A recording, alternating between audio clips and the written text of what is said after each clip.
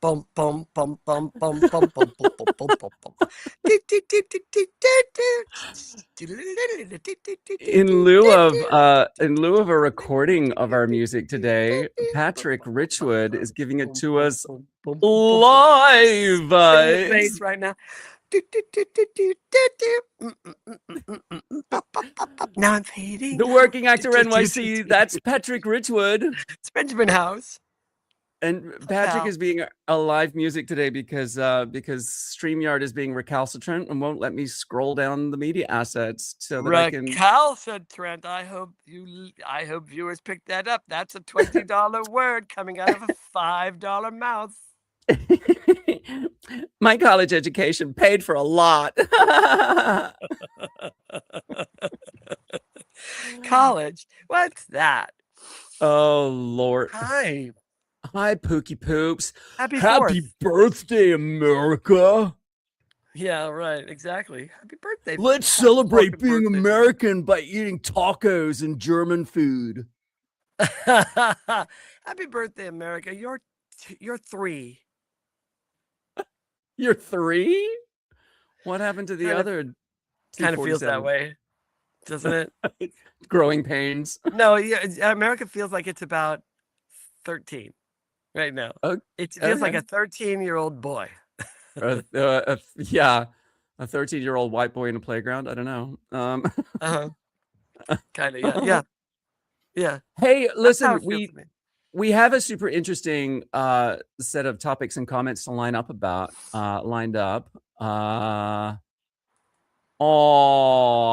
Happy 4th, boys from Dolls of Horror. Hey, Summer's got some exciting news to share, and I'm let's just give that shout out right now. Our friend Summer from Dolls of Horror, she just booked a film. Oh, yes, she did. Congratulations, Summer. Thrilled to hear that.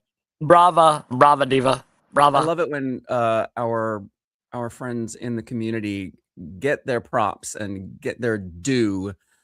That's right. Something I wanted to, before we dig deep into our topic of independence today, I wanted to give you a quick little field report from this week, because Patrick, you don't know this because it happened yesterday and we didn't speak in length.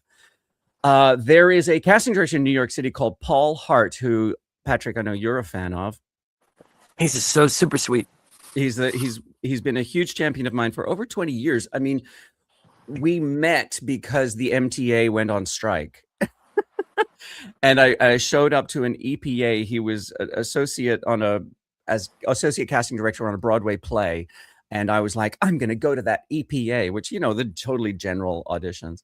And the day of the EPA, there was an MTA strike, no subways, no buses. And so only about 20 people showed up to this audition. And so he was like, great, I am going to take the time. And he spent time with every single person. I think he and I were in the room for half an hour together. I did my audition piece for him, and I became a reader for him. We just have developed this great working relationship over the years. So he reached out to, I'm not going to mention the show because there's confidentiality involved, but he reached out to my agent yesterday to see if I would be prepared to jump on an airplane and go and play a secondary role in a show that I have done before, which is on tour in other countries around the world. And would I be prepared to jump on an airplane because they needed an immediate replacement temporarily? Oh my God, that's fantastic. And of course, it's Paul Hart, one of my champions. So I wanted to say yes. And I said no. Oh, because you just said, I'm not going out of town. As a legal permanent resident, I don't feel comfortable traveling internationally right now. I have no criminal record. It's an international tour? Yeah, I don't think in another country. Yeah. Okay. I mentioned it in another country. So I have no criminal record. I'm not saying anything necessarily would have happened, but just that uncertainty about what's happening in our airports at the moment was enough that I didn't want to leave the country. Yeah. It's I don't know what the show is, but whatever it is, I love that you were offered it. I love that you, or at least that he was checking to see if you were available for him to Checking offer to it. see if it's something that they should send me an offer Offer you. for. Yeah, I think Yeah. that's wonderful. And to me, I think that's where it's at. Like, that's congratulations on Well, that. it's, it's the hard part isn't saying no to the job because it was a parallel move. It's a show I've done before. It's only for a few weeks. Like the job itself, Right. parallel move, not a big career shifter for me. It was Right. saying no to somebody that I genuinely wanted to help.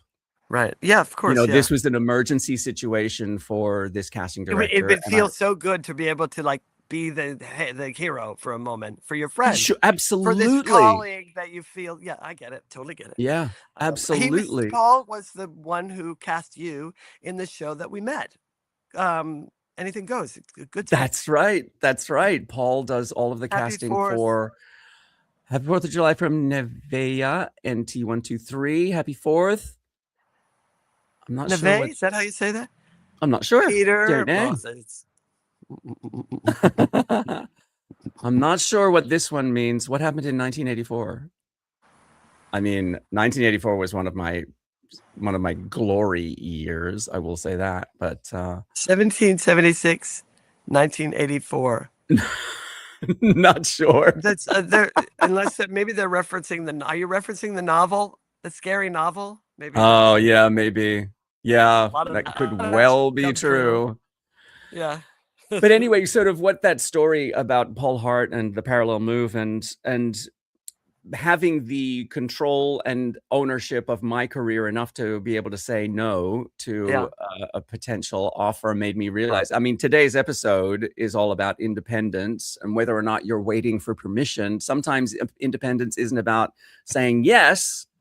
It's about accepting that you're the one who has to make the decision. Yeah.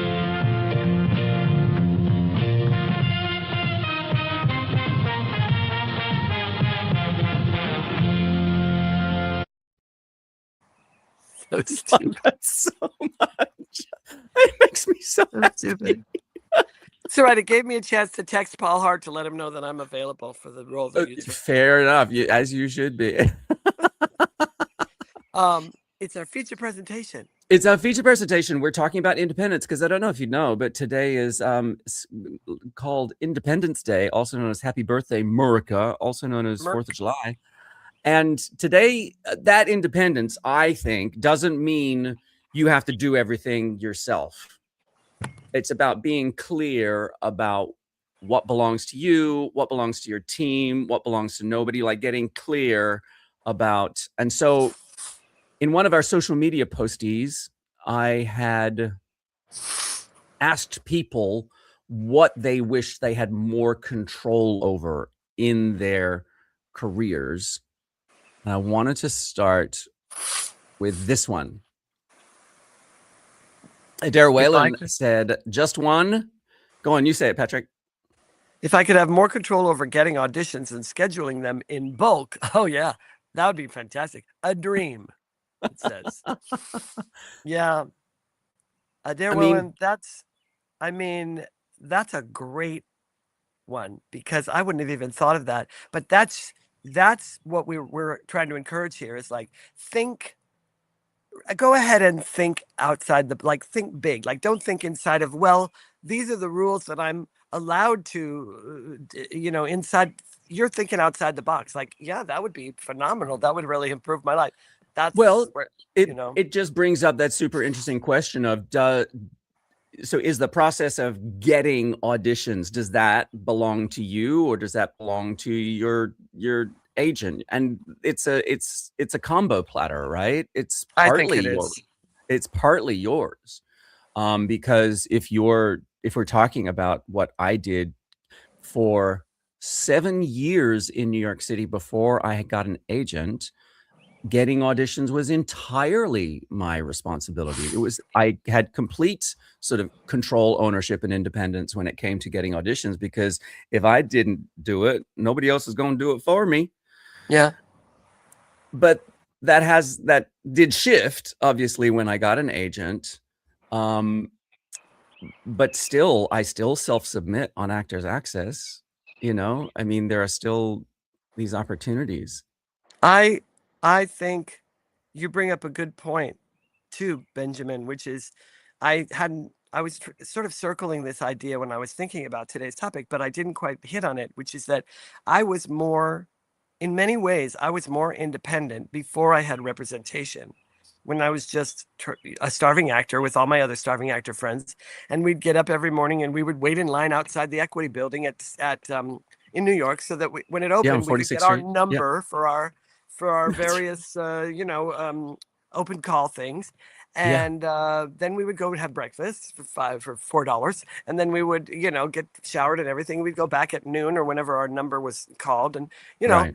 and I've got still lifelong friends from those lines outside the building. But I those were very independent times. Um, and yeah, if I think about it, it's like it did not hurt me, my character. It helped my character, it helped my resilience. And now that I think about it, actually, it didn't stop me. I had Well, everything. I mean, it made you feel like you were part of the process. It made you feel like you were doing what you came to New York to do, right? yeah, and I mean, it just wasn't an we were all trying to get agents, but it wasn't stopping us from. Now, as I'm older and more sort of like soft bellied, I'm like, I mean, if they're, like figuratively speaking, I'm sort of like, oh, do I have to? And it's like, I'm less in.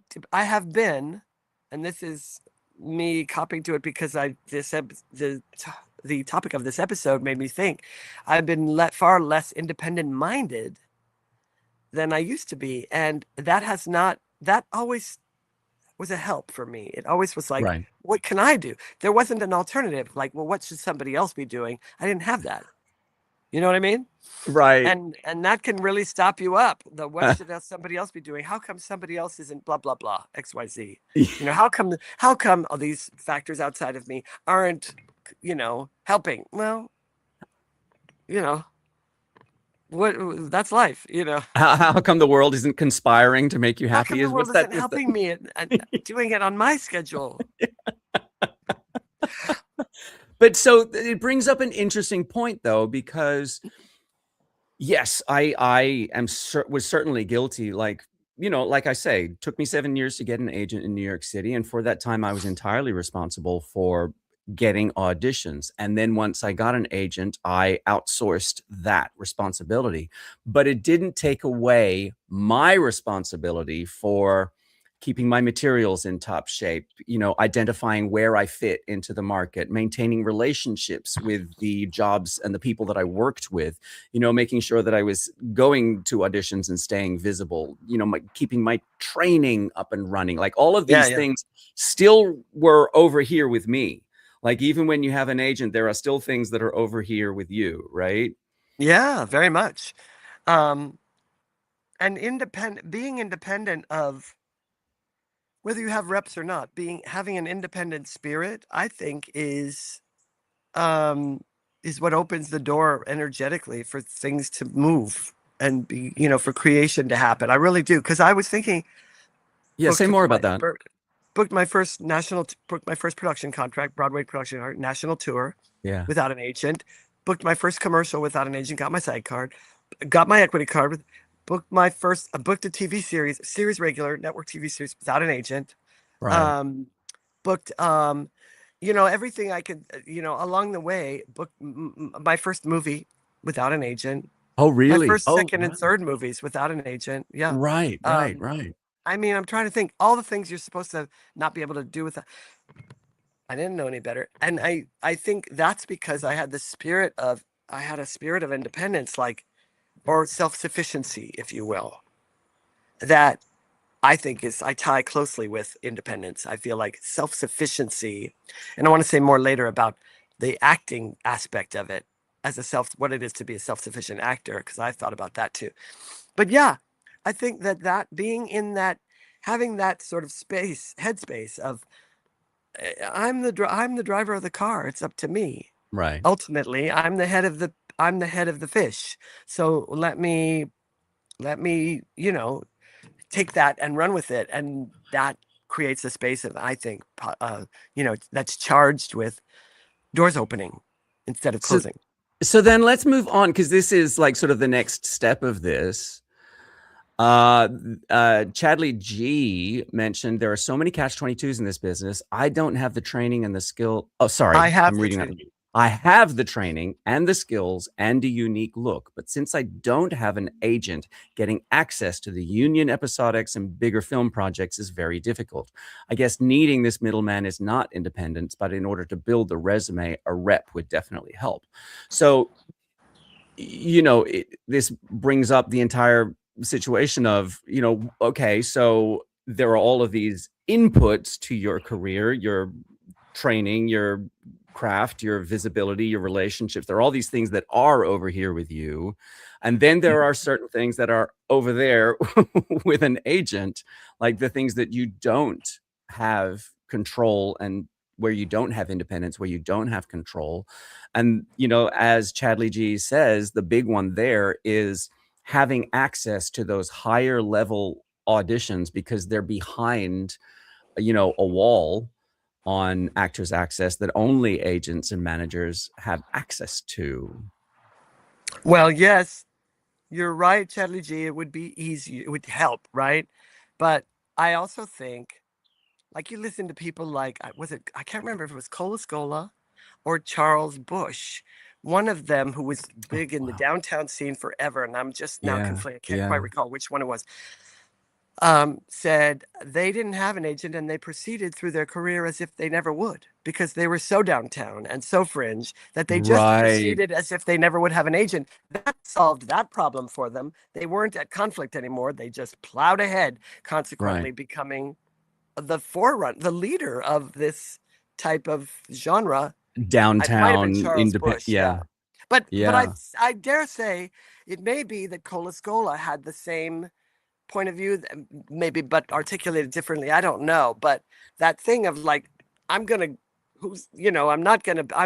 I'm not going to be mainstream. Right. Why would I be? So here I go anyway. And look, he's the most mainstream thing on Broadway. They're the most mainstream thing on Broadway, or they were last season, right? Because Oh, Mary. So it's like, but they created that for themselves. Like that was entirely the way they had been for everything else in their career. Yeah. So it's like, you just go forward. And I think that ties in with what I was saying before about, in my experience, for me, I think the thing that pierced through all those worries and concerns and all those sort of the sense of being at a disadvantage, Chadley G, was that I just leaned into doing it more as much as I possibly could, doing what I do. And that seemed to pierce through the disadvantage. And I don't think that's anomalous to me. I think that's how I would look back and see, oh, that's how it went. And I need to put more of that in my life now in my career. Like, lean into doing what you do. Do it somewhere else. Do it. I mean, it really does come back to that whole idea of nobody. I feel one of my mantras is nobody's going to care about your career more than you do. So I am absolutely a big fan of my reps and my agent. And, I love having a team. I would not want to forego any of that. In fact, I would love to expand my team. But in the end, I'm never going to delegate my career to somebody else. I want to be in charge of that. And part of that is, creating my own opportunities, like Colascola did, like Charles Bush did, like Charles Damon, Ludlam did, Matt Damon and Ben Affleck did. I mean, there are just all of these so many examples, like Curry Barker, Chris Stuckman, the minimum wage team. Those Amy are all Amy Sedaris. Yeah, like all of those Obsession, Backrooms, the horror films that are doing huge box office. These are all tasks that they created for themselves. Lena Dunham. You could go on and on and on. I mean, there's so many. And you go, well, but she had CAA or whatever. It's like, but not always. And I dare say these people just plowed ahead almost as if it didn't matter who their reps were. I Right. might be wrong, but I'll bet you that's a theme if we were able to deconstruct, and so it's easy. It sounds easy for me to say, Chadley G, but I think at the kernel of it, that's really kind of the magic of it. Is like do what you do, just do it The more more you than anybody else. the more yourself you are, the easier it is to sell it. Like this is For somebody else to sell, they go, I got you from here. Like, you I keep doing you. I'll take you and sell you. Yeah. it's a little early, but I'm going to discuss it anyway. This is exactly why I created the Wheelhouse Workshop, which is coming up on Saturday, July 25th. If you want to check the link in my link tree, you can get access to all the details about that and the registration I'm gonna do form. it. But the whole point of it is to help you articulate who you are to the industry, to help the industry figure out how to use you. Because the more you are, the more specific you are, the better solution you will be to the casting problem. Well, and also that will resolve a lot of issues for yourself. It's like I know what I am. I've looked at the results of my career. I've That part. seen the proof. I've Yeah. also seen where I know where my zone is. I know where my sweet spot is. I know it. I know Yeah. that I excel in those roles.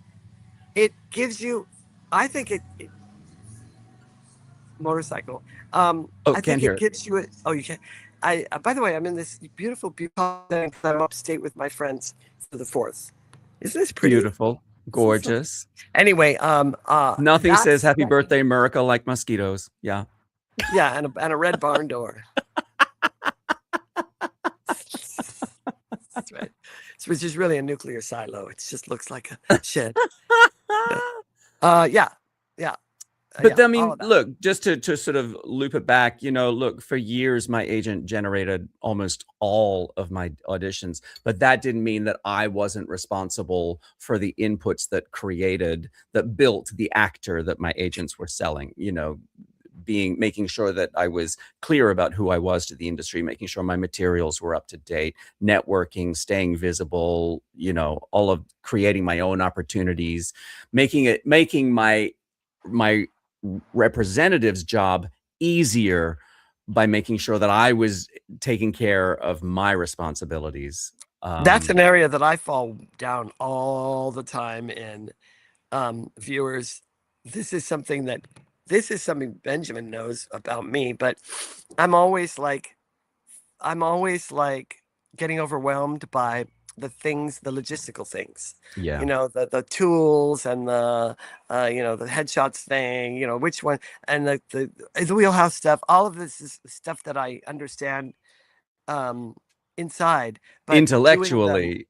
doing them that's a hard thing for me. And I Yeah. dare say a lot of artists probably out there probably deal with this, which is it's just we have to find ways to get an empowering context for it. Yeah. Because it's like we were talking about last time about schmoozing and how it's a disempowering conflict.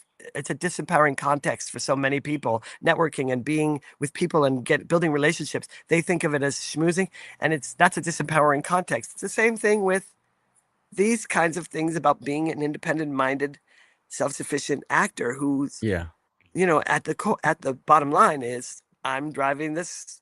I'm at the head of Team Patrick. Right. You're the CEO, baby. I'm a CEO. I love this. I love that you're helping so many young actors on how to get started. Aww. 4th of July. Happy 4th of July. Polly 1, 2, 3, 4, 5. Thank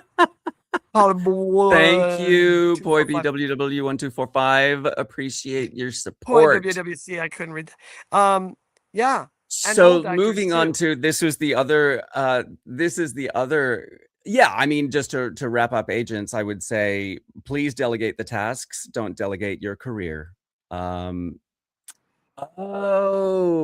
Just as a quick explanation, part of your Broadway World podcast. Thank you, Broadway World. Appreciate the support.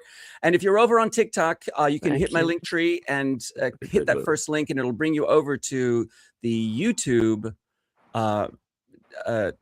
The YouTube version where you can see all of these comments. You can see Patrick. You get a much more visual representation of the show rather than just my big old face. Yeah, come on over where the pretty people are, over here. Exactly right. I'm so glad you're here, part of your World Broadway world. Thank you for being here. We appreciate your support. So moving on, this was This was super interesting comment that we got on the social media post. Go on, Patrick. You read it out loud. Unless you can do nothing but acting to earn money, there's no such thing as an independent career. Super interesting. Because yeah, that is interesting. If you want to say a little more about that, I wouldn't be mad at you. Look, in a very literal sense, 100% true, right? But I think you're missing the point. Well, they're speaking about financial independence. Is that what I'm taking? You're absolutely right. Financial privilege creates opportunities, right? Undeniable, but that's not the kind of independence we're talking about. We're talking about ownership. Look, even somebody with unlimited amounts of money, unlimited resources, still can't outsource discipline, relationships, preparation, professionalism. Do you know what I mean? Like there are coaching, ongoing, study and ongoing practice. Yeah. And also a lot of actors say, well, I don't have a ballet bar. I don't have a set of paints and a canvas. I don't have an instrument to play. And I'm always like, yes, you do. You have your imagination. That's your number one thing to practice, to exercise. That's why. And I've had teachers say in various ways and point to their mentors or people they admire, different ways that actors engage their imagination daily in order to be ready for that thing that comes at you at a moment's notice, and you can drop right into it. We've talked about that before. Unless you can do nothing but acting to earn money, there's no such thing as an independent career. I disagree, unless you're speaking only about what it looks like to be financially independent. As an actor only. And I don't think I would even begin to approach that subject because I don't even know what that looks like. I was going to ask, I mean, you've had more experience at the very highest levels of our industry than most. And I mean, how many actors do you know who only act? I know, okay. This isn't going to be the answer you expect me to know. First of all, I do not have more experience than most. I have more. I'm thousands of years old. That's the thing. That's the main thing you want to point out. And so you get, by default, you get wise about some things.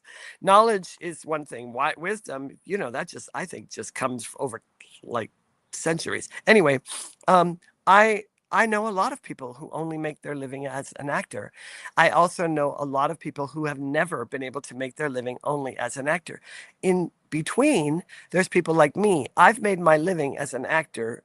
I've made the majority of my living as an actor for 45 years. That doesn't mean I haven't had countless side jobs. The one thing that I have discovered, though, and I lean towards because it's beneficial for my well-being, is that I'm way better at anything creative than non-creative. So if it isn't creative, I'm either going to make it creative or not, or leave that job, because I start to lose my ability to function if I'm not doing something that I can at least be participating, that I can make creative. I won't be very good at it, and I won't feel like I'm being a contribution. So it ends up whittling away at me. That I've learned. I will go out of my way to see to it that I'm doing. And over the years, of course, I haven't just developed as an actor. I've developed as a painter and as a writer and as a coach and so I've got a lot of other areas that I make money at as a director. But that's kind of what I'm talking about. But even like, for example, you've done a movie with Julia Roberts. Now, she makes vast amount of her money from acting, right? Except that now she also has other businesses that she, devotes some of her time to. So the point I'm sort of making is that there are very, very, very few people who only do acting and that's it. And that's all that they do. And they only make their money from acting and that's it. Right? Well, Julia just said last weekend over dinner. No, just kidding. I just wanted to see if I could say this with a straight face, but I could. No, she's. Would you understand what I'm saying? It's like, the even when you get to that, acting, I suppose. But then even when you get to that level, you're still looking for other creative ways to fulfill your time. It's not just acting all the time.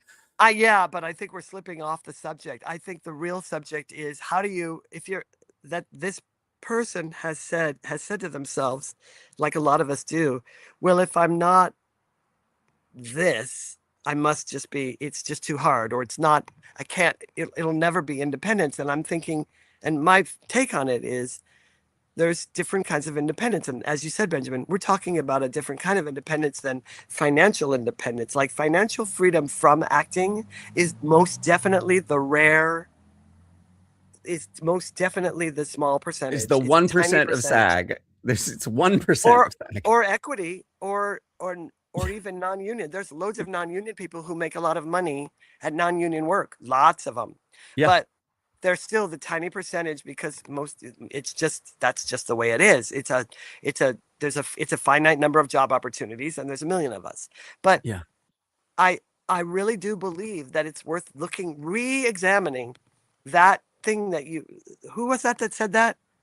Basara, hang on. Did I get rid of it? Where is it? There it goes. Add to the stage. Basara Sorry Bagari. about Baggery. I wish I could read these like you can. Anyway, I think it's worth looking at that and going, did I jump a step? If I can't earn, if I can't have it so that I'm only acting to earn my money, then I don't have an independent career. It's like, as an actor, your independence is about how you're being when you're an actor and when you're developing your work as an actor. It's not about, actually, I take that back. It's not about how many other jobs you have. It's completely that's a completely to me, that's irrelevant. It's really about how you're utilizing everything to focus it back towards what it is you want to be doing. I I think. agree with you. I made a very I had a very popular post on social media because I made a video about this. Your job does not equal your career. It's like, if you think that you'll only be happy when you are playing the lead in a blockbuster movie or a hit TV series, not only are you setting yourself up for a lifetime of disappointment and singing music to the ears of your therapist, you're outsourcing your creative ownership. Like, take ownership of your creative life. Exactly. Yeah. Not to mention, side note, let's say you do get that blockbuster movie role, then what? Yeah. If you think that's what's going to make you happy and it doesn't, or it does in a way that's not the fulfillment you were expecting, then what?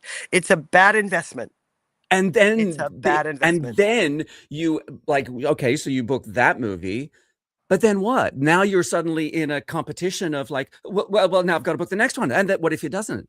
What if you don't? You know what I mean? Like, then all it those becomes this. aspects, both personal and professional, it all spells disappointment, because you cannot put all your eggs in the basket of a role or an opportunity that you got.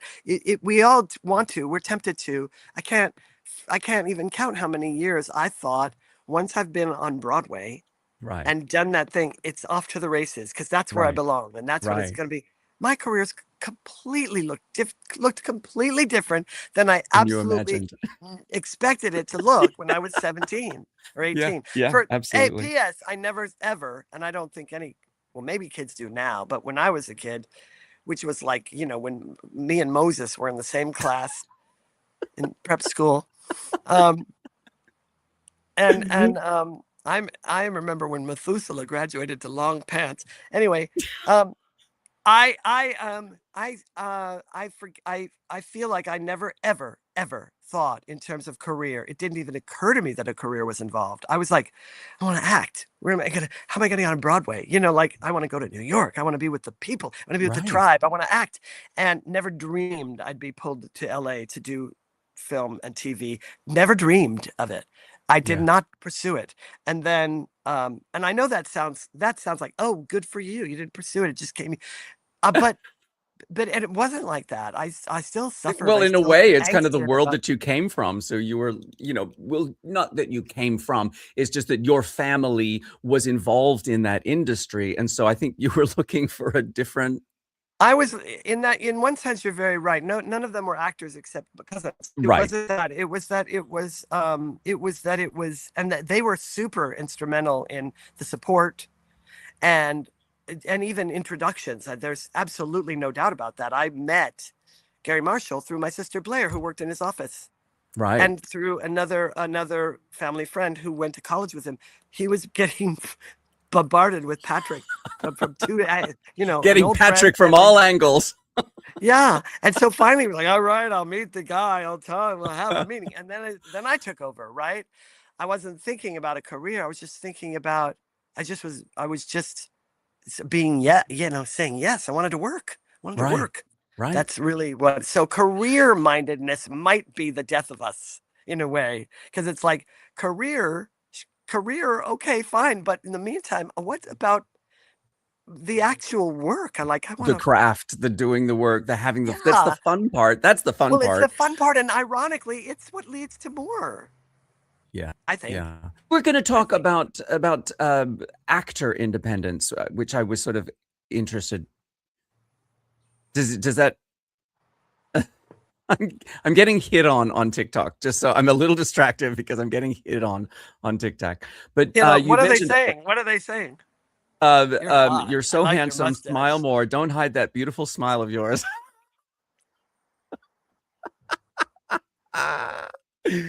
But did you want to say more about that, or did we already cover it? Talking about actor independence. Is that what you were I talking wanted about? to. That like the craft of. I wanted to just touch a little bit on. I You wanted had to touch me a little bit? Is that what you said? no. Now you're in a different podcast altogether. Come back to us. Come back to us. Benjamin gets so little attention that when you give him a crumb, Oh, thank you, Summer. Oh. they are not wrong though. That's right, Summer. She was talking to me. Summer was talking to me. Certainly. Yes. No, absolutely. That's right, Patrick. Shh, everybody smile and nod. Don't get him upset. Don't look him in the eye. So the thing that I just wanted, I mean, I was going to head to a wrap up unless you wanted to add us at I did want to add one thing about the get actual into it. craft of acting, which I think is worthwhile, which is that I had a teacher. I've had a few teachers who have taught like in a very collaborative way. Like you do scene study and you get together with the other actor and you rehearse and you stage it and you put together the scene like you're going to present it, right? And Yeah. I've always thought that was stupid, and I'll tell you why. Okay. Because nowhere in real life do you do that. You rarely get to work with the person who's going to be your scene partner. When you do, it's on the set. You're being costumed, you're being staged, you have to exercise the muscle of the only thing you will always be given control of, which is your interpretation beforehand. Before an audition, before the day on this first day of rehearsal, if there is one, before the first day on the set, and before the first day on camera, you have the opportunity to deepen the work yourself using the tools that you find work for you. They do not involve staging a show, costuming it, collaborating with the other actor on what they are going to or not going to do. Those, to me, things are so gratuitously silly to practice as if I'm going to need those skills. It's like, I get it. That's how it's set up. That's what the majority of actors do. But I had this one teacher. Her policy was, don't talk about the scene with each other. Do not talk about it outside of class. We will talk about it in class only. You will do your work. They will do their work. You will come together and do the scene, and we will work on it for a few weeks, maybe several weeks, depending on what's getting teased out, right? Sometimes she was like, brilliant, you've both done your homework, it was beautiful, here's why, what the audience and the class would be like, and then other times it'd be like, okay, this is what she would direct you, Benjamin, and go, I think when she says this, you should respond this way. No, it was all like, did you look here in your homework? Did you think about this? Did you think about this? That's gonna be of value to you the next time and it would be. It was pure self-sufficiency as an actor she was teaching. Why? Because that's what we need in real life. We don't get to go off with the person that we're going to be in the scene with and be like, let's rehearse. Let's decide what we're going to wear. It's all gratuitous. And I don't like that. I'm like, let's get to it. If I've got one thing to work with and it's my imagination, teach me how to exercise that muscle. That's my take on it. And to me, that's the kind of self-sufficiency that I have always, always admired. And when I've talked to people like Julia Roberts or whoever, people that you admire, or maybe even people you don't know to admire yet, because when we were both kind of, at the beginnings with Pretty Woman, but there is a mentality among people that's like, well, I'm going to go off and do my homework. A term I've never even liked. I don't like the concept of homework. I call it discovery work because that's what lawyers call it, and I love it. It's delving in and getting in there and getting into the story and, Uda and all that stuff. That really is exciting to me. Now, maybe that's not the way you work, but for me, that kind of self-sufficiency as an actor is invaluable for the low times because nobody can fuck with that with me. Nobody can say I don't have the muscle from working daily on deepening my relationship to story so that when I get a piece of shit writing, I can go there. Right. Or if I get great writing, I know where the gold is because I'm used to, I'm like going in there, diving in. And if we do that all the time, that kind of self-sufficiency, it translates as confidence, and that is bookable. People book confident actors. Yeah, absolutely. I mean, it is just back to that. I love that you've brought the independence to the actual craft part of it, because, my thing is always very much about, and I think that what I originally thought about this episode was very much about sort of what are the career things, what are the business things that actors can do in order to maintain some ownership of what it is that they do. But I love that you've brought in the craft element to it as well. I think that really, for me, is the number one way that I have retained a sense of ownership in my life as an actor. And I'm mostly talking about film and TV, where those kinds of collaborations, there isn't the time or the money for them. Yeah. Unless you're working with a big star director who has the budget to go, we're going to go away into my country house and we're going to rehearse for 2 weeks, which I have actually experienced that. I was on a movie once where they didn't have the budget for that. And the director, Tom Shadyac, said, would you all be willing to come over to my house every day for a week and we'll rehearse this comedy and we'll tease it out? And it was fantastic because we were really ready when we got to the set.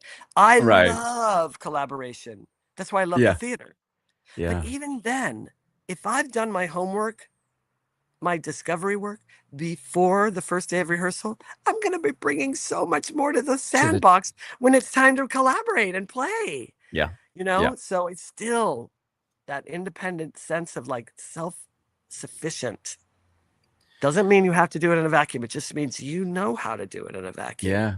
I love that. So this is the sort of the framework that we sort of ended up with these different comments from different people, is that there are certain parts that belong to you that are entirely over there with you, the actor, and that's the craft, exactly what Patrick's just talking about.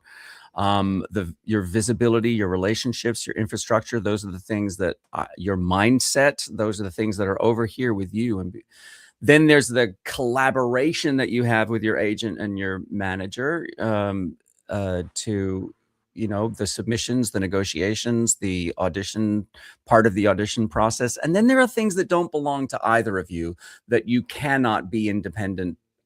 None of us has control over timing. None of us has control over luck. None of us has control over other people's decisions or whether another actor is more influential and so they book the role. Do you know what I mean? Like, there are some things that you just have to release from your bag of worries because there's nothing you can do about them. Like, that's true in life too, isn't it? Take ownership of what you can. Let it go. And I mean, the more clearly you know what belongs to you, the less time you'll spend worrying about what doesn't.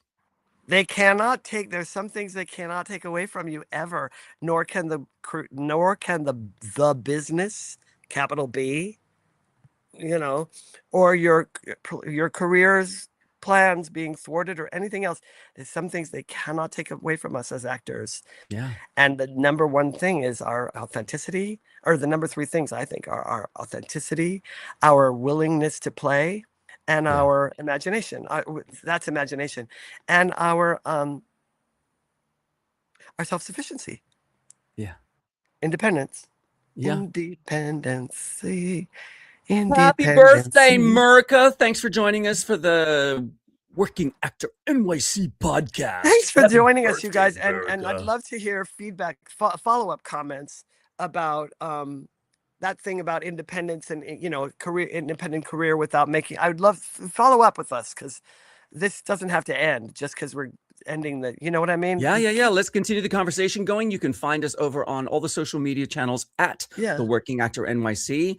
You can drop us a line at theworkingactornyc.com. That's where you can find us. You'll also find our merch. You will also find information about our coaching programs and workshops. Wheelhouse Workshop, Saturday, July 25th. If you want help getting clear about how the industry sees you and how to use that in your marketing materials, that's where we got. That's what we got. Wait, I'm so excited. Do you think I can get a discount ticket? Wait, we've got to. Let's see if I can get back into our media assets. No.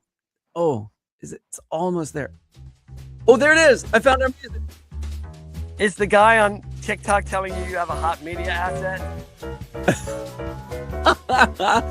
TikTok, thanks for joining us. We'll be back in 2 weeks. Otherwise, check us out on theworkingactornyc.com for all of our assets.